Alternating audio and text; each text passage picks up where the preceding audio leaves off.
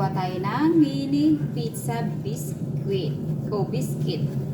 O ayan, lalagyan natin ng seed zaytun or butter, pwede na. Sa Pilipinas, margarine, pwede. Ayan, meron na tayo dito sa isang Pyrex ng biscuit. Pahiran lang natin yung Pyrex natin ng seed zaytun. Yung sinabi ko nga, margarine sa Pilipinas, pwede na. Or kung may pera kayo, pwedeng butter. So, ito may isa pa akong yung fita sa Pilipinas, pwede. Kasi ito para siyang fita. Mini pizza biscuit. Ayan, maghihilera lang tayo. Napaka-easy, napakadali. Hindi siya mahirap gawin. Ang gagawin nyo, magmi-mix lang kayo mamaya ng inyong, pwede siyang 3. Ayan. Ganito lang ang gagawin. Ihilera lang natin ito. Ganyan. Tamang-tama. Ayun. Meron tayo lalagay dito isa. Ayun. Ganito na siya mga lalabas. Yan. Ngayon, ang gagawin natin, magmi-mix tayo ng ating palaman sa taas. Ay, hindi palaman para. Ang toppings natin sa taas ilalagay.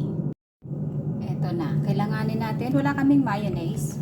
So, ang ginamit ko, ang available sa ref ng aking amo ay ganito na lang. Ranch para ito sa salad. Pwede na rin ito kung wala sa Pilipinas, yun, mayonnaise pwede nyo gamitin. Of course, ang ating ketchup. Pagkatapos, meron kami ditong olive.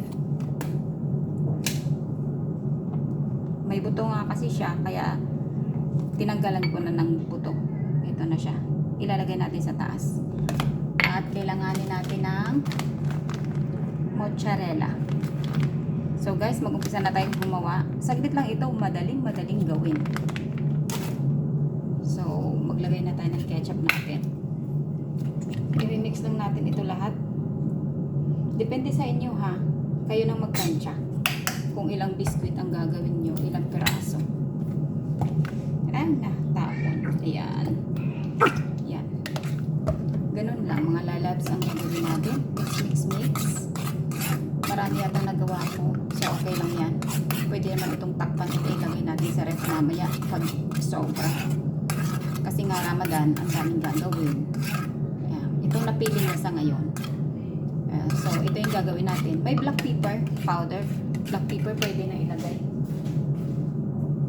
Kung gusto nyo na lagyan ng black pepper. Ayan. Kunti lang mga lalabs ha. Ayan. Depende sa inyo. Optional lang din naman yan. Kung may herb kayo dyan na na mint o nana ang tawag dito nila sa Arabic, pwede nyo lagyan. Chop nyo lang. Ayan na. Tapos na ang ating toppings. Ayan. Nalagyan ako. Hindi ko na pinakita ang paglagay, pero ayan siya ha. Nilagyan ko siya ng mint or nana dito. Para yung pagkain nila, huwag marami mga lalabs ha. Kunti lang. Ayan. Para may lasa lang siyang parang menthol dun sa bibig pag kinain. Ayan. So guys, ready na tayo. Maglagay tayo sa taas yung toppings natin. Hindi siya masyado siyang pula, pero kasi ayaw ng amo ko masyadong maraming mayonnaise or yung ranch na nilagay natin. So okay na ito. So mga lalabs, ito na. Mag-umpisa na tayo maglagay sa taas.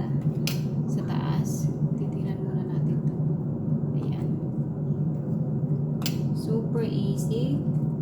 Hindi na kayo maghihirap na talagang effort konti. Yan. Lalagay tayo ngayon sa toppings. Ayan. Kukunti lang ilalagay nyo kasi maglalagay pa tayo mamaya ng zaytun or olive sa taas. Yan. O, diba? It's very easy. Ganyan lang.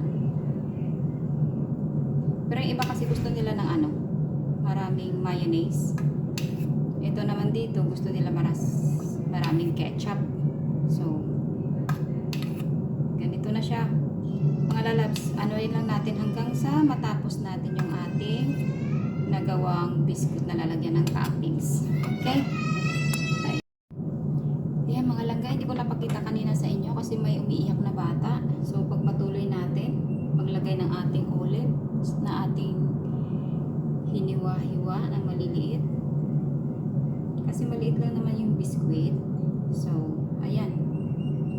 we're done sa olive. Lalagay tayo ngayon ng ating cheese. Siyempre, lalagyan natin yung kasya lang dun sa ating, ayan. Ganito na siya mga lalabs. Ayan. Ganun lang siya. Para siya may cheese sa taas. Lalagyan natin yan lahat. Sundin lang natin hanggang sa matapos maglagay tayo ng cheese o mozzarella sa taas. Hidden cheese mga lalabs sa Pilipinas pwede. Yan. Kasi nagme-melt naman siya. Mozzarella kasi, di ba? Talagang mas mahal ata ang mozzarella sa atin sa Pinas kaysa hidden cheese. Kahit ina anong hidden cheese. Anong cheese?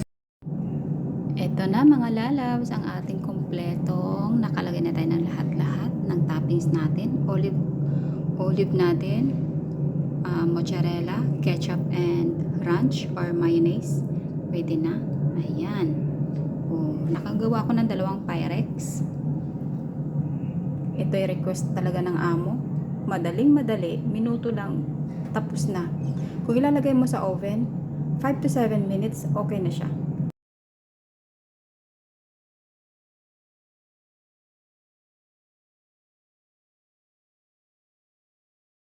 Now mga guys, lagay na natin sa ating oven.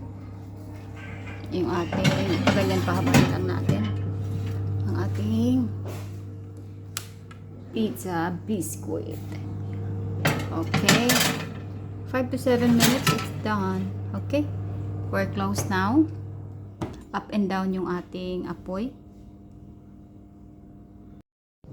So yan na mga lalabs. Luto ng ating pizza biscuit. So, take out na natin.